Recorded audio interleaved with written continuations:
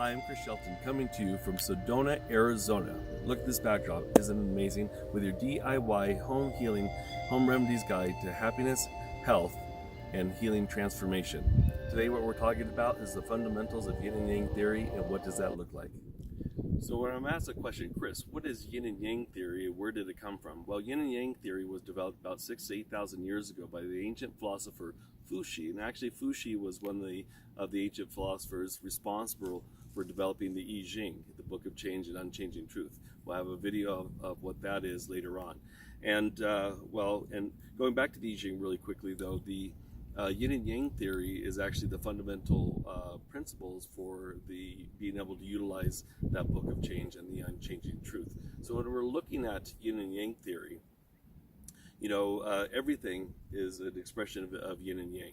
And Yin and Yang is never at a static state of 50-50. If you just were to look at the human body, for example, if you were to stand in your Wuji posture, if you were just to stand with your feet out about shoulders width apart, and close your eyes and do some type of meditation or just deep breathing, if you feel and listen to your body, you'll see that it's actually really hard to stand in 50-50. You'll see that your body makes subtle little changes to try to establish that state of natural equilibrium.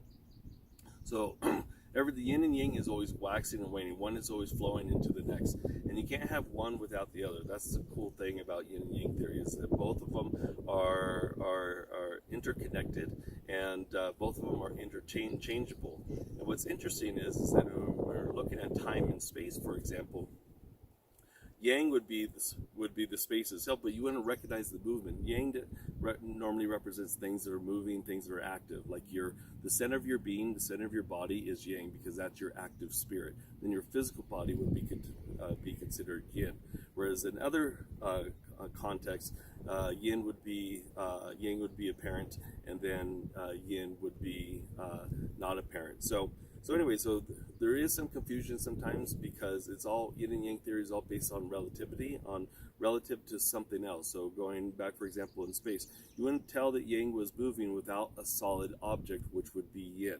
This is how we're able to tell that there is actually movement that happens. Now, inside the body itself, where my students get confused a lot of times, is that they'll say, well, Chris, you said that the heart, for example, is a Yin organ, but then the small intestine is a Yang organ.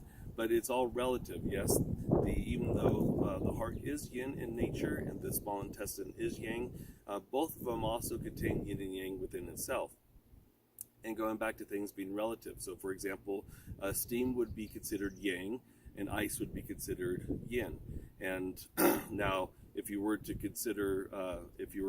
go from ice to water, then here we have once again we have Yin would be the ice, and then the water would be Yang. But then if you go from water to steam, then now the water becomes Yin, and then the steam becomes Yang. So it's all relative to something else.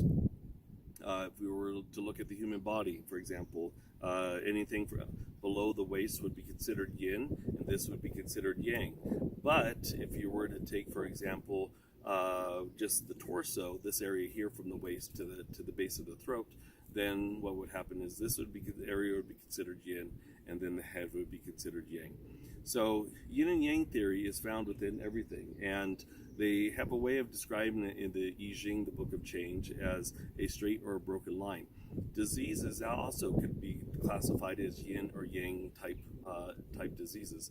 So the 6 stages of disease, for example, talks about cold-induced diseases and talks about heat-induced diseases. So I'm not going to go into the depths of the clinical manifestations of those, but that's all based upon Yin and Yang theory as well too.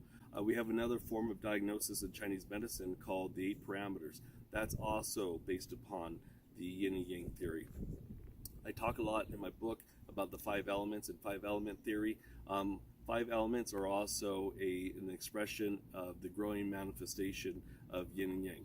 Ultimately, there's only one Qi. So the divine God, the universe, whatever you want to call it, that's something that's non-apparent. That's something that's non-describable. You cannot make something that great that's seen and through everything is an expression of God. You can't make it into a form. It is formlessness.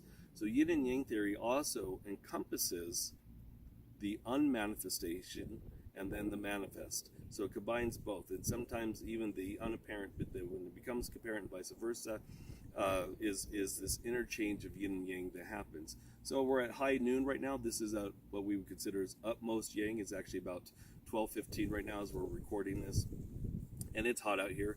Not as hot as it was a couple days ago, but it's pretty warm. So high noon, this is when yang is at its highest. And so some people will say that have hypertension or high blood pressure, it's better to stay indoors during high noon, because as the yang energy naturally rises, the sun naturally comes up over the top, then also the blood and the chi also rises as well too. So a lot of people will ask me, they'll say, Chris, when is the best time to do meditation or to do Qigong practices? And the best time to do it is actually not at high noon. The energy is too high, or the yang energy is at its utmost. And so the best time actually to do it is as actually before sunrise in the summer months, and then after sunrise in the winter months. Why? Because this yang energy, there's a transition of yin and yang energy is starting to rise. In fact, this is when your digestion, between 7 and 11 a.m., your digestion is actually most active as well too. Another cool time to practice Qigong is the hours of between 11 p.m. and 1 a.m. Why? Because that's when the yang is now transitioning into yin there. So there's a different type of experience depending on what time you do your practices. Generally speaking, though, if you're in good health, I'd normally recommend any time of the day practicing Qigong.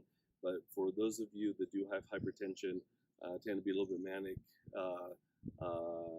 tend to run hot, have a yin deficiency, have night sweats, those kinds of things, and high noon probably wouldn't be a good time to do these practices. So, or your Qigong or meditative practices. So again, early morning, late at night are two of the best times to do it. But ultimately, what I recommend to students is that if, depending on your schedule, kids' schedule, those kinds of things, any time of the day is good.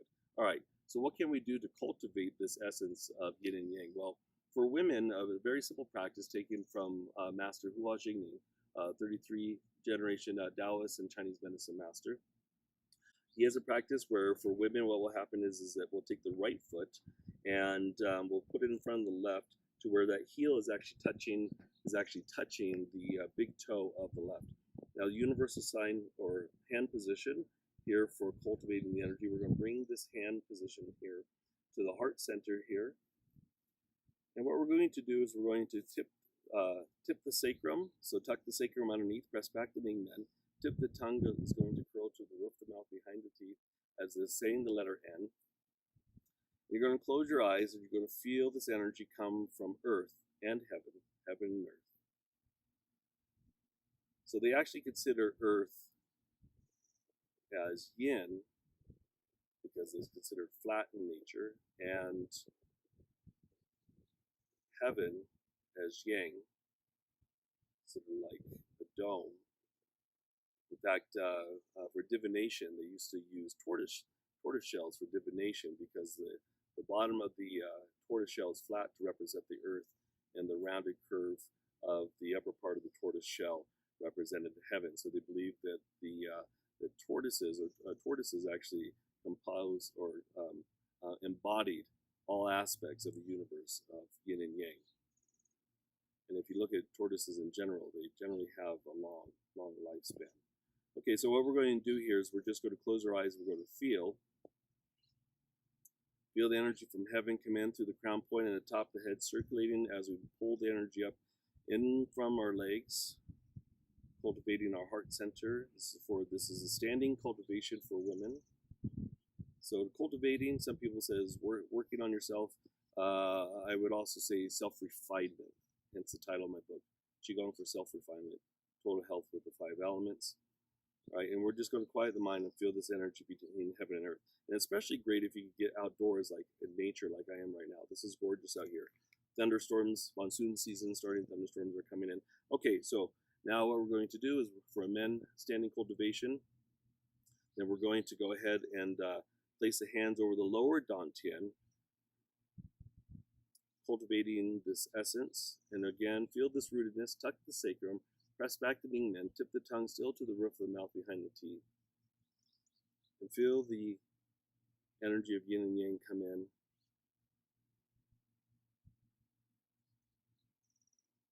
So once again, yang, divine energy, heavenly energy is yang. In nature, earthly energy is yin. but like I said in the beginning of this video, is dependent upon its relationship to something else.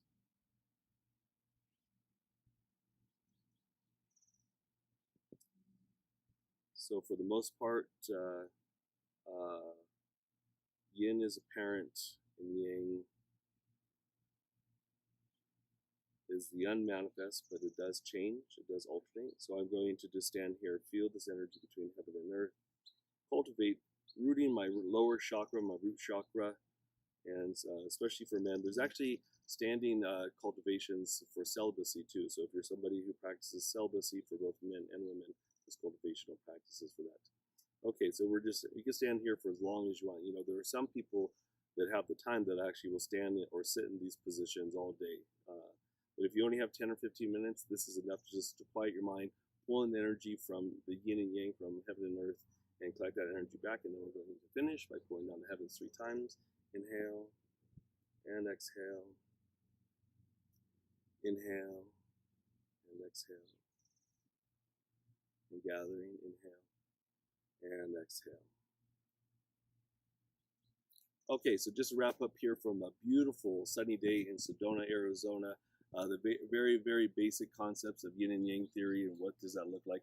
And basically, just to wrap it up, it's the interdependency or the interconnectedness of all things, and yin and yang is expressed and manifest through everything that's seen and everything that's unseen. So until next time, I will chi you later.